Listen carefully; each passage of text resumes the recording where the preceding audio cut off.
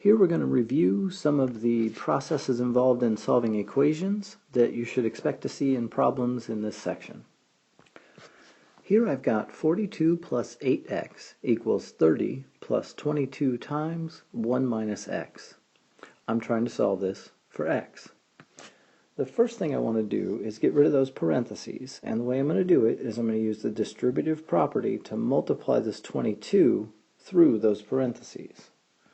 What that's going to give me is 42 plus 8x equals 30 plus 22 times 1, and then 22 times that negative x, so I'll have a minus 22x.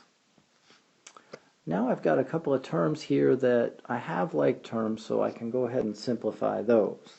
I can add the 30 and the 22.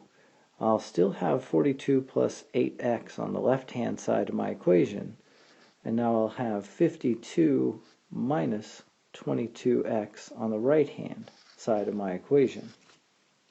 At this point I have x's on both sides of the equation. I don't want that. I only want to have x on one side.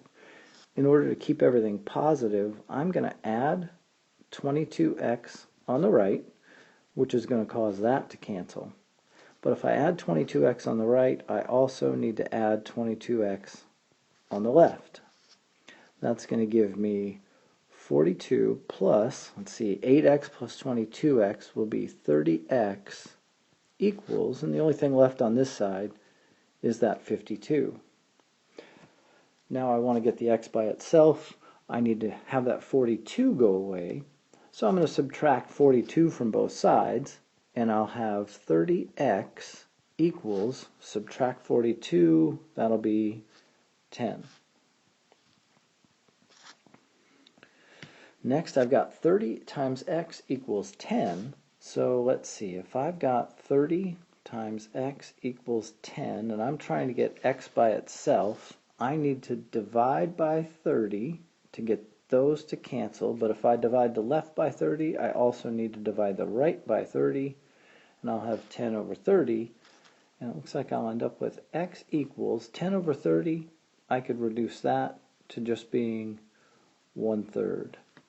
So in this equation that we started with up here, when I was trying to find what value of x would make that true, if x is 1/3, that makes the equation true.